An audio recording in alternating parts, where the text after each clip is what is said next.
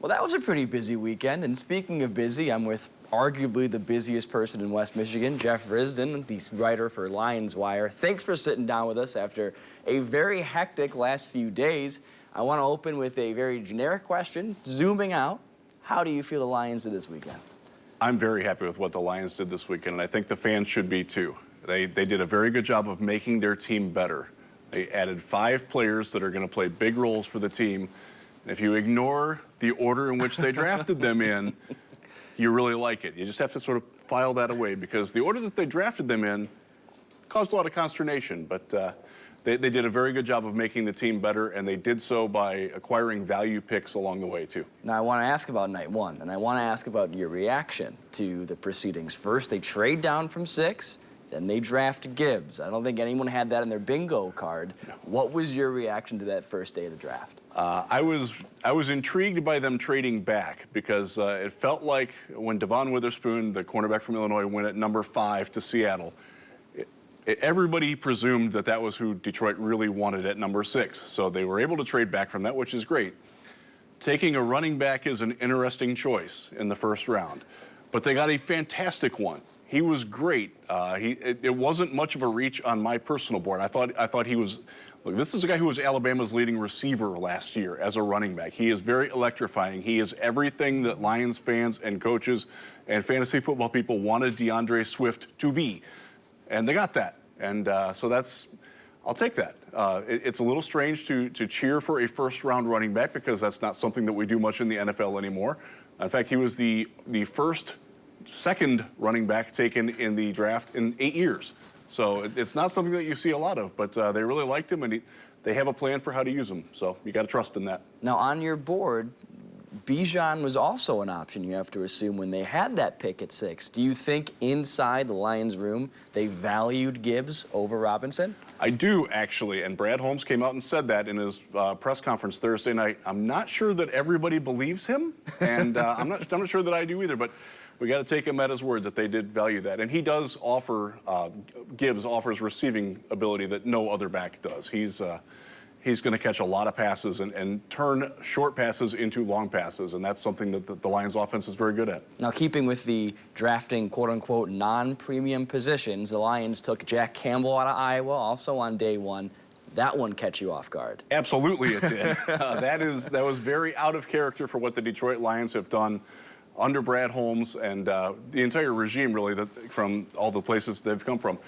They just don't do first-round linebackers. They don't value them that highly. But they clearly saw something in Jack Campbell out of Iowa that they really liked. And look, he's a great player, very talented guy. He's sort of a supercharged Alex Anzalone, like a guy that can cover, can come downhill and make tackles inside the box, can do a whole lot of things for you.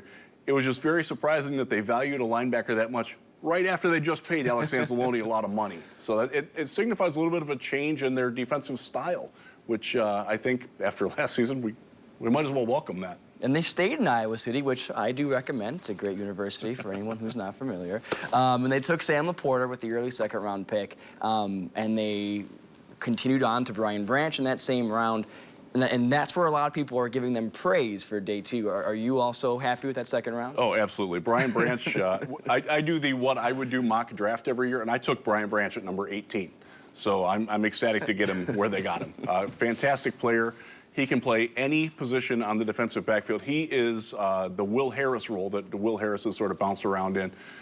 Branch is just better at all those things than Will Harris has emerged as. So I think that's a fantastic fit.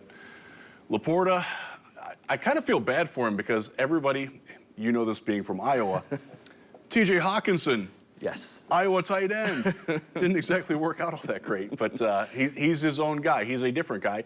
As you know, Laporta is a different guy than T.J. Hawkinson or, the guy out in San Francisco, George Kittle. But he's going to make this team, and he's going to make them a little bit more dynamic around the middle of the field. And I think their draft focused, if you look at it, on winning the middle of the field on both sides of the ball, and I think Laporta helps that. So we focused on the first 2 picks, first 2 rounds, I should say. But going out in the entire draft, any later round guys that really have you excited?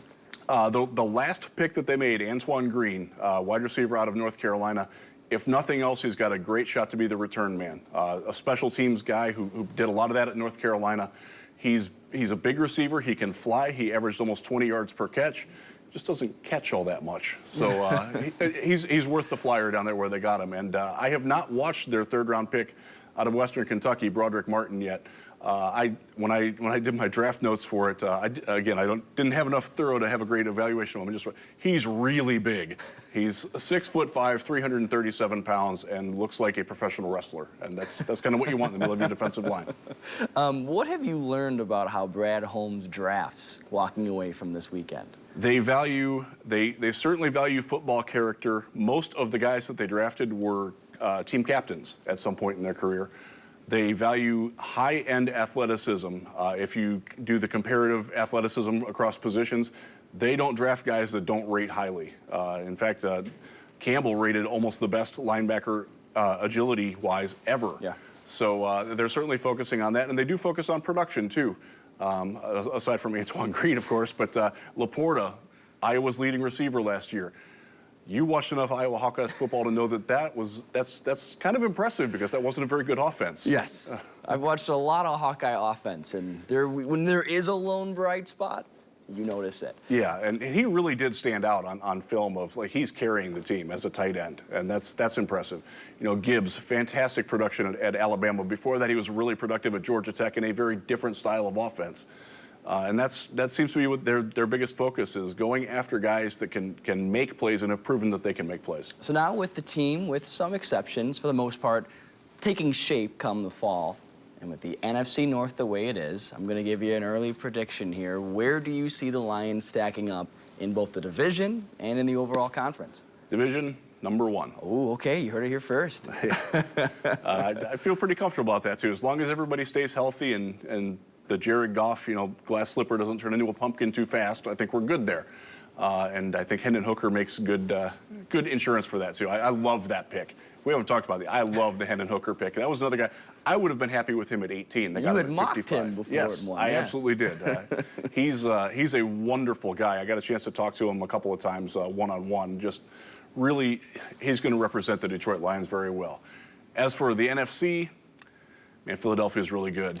Seattle's really good. San Francisco had a weird draft, but they're still pretty good too. But I think the Lions belong in the same conversation as them. Dallas belongs up there too. And then you're looking at this. This is a very good chance for the Lions to host a playoff game, and put a division banner up in Ford Field, which they don't have one yet. No, we're getting a little too excited for We really are. We got to May. curb that enthusiasm. Well, you heard it here first, folks. If that doesn't come to fruition, you know who to complain to. That's Jeff Risdon from Lions Wire. Thank you so much for your time. Stay tuned. More Sports Overtime is coming your way.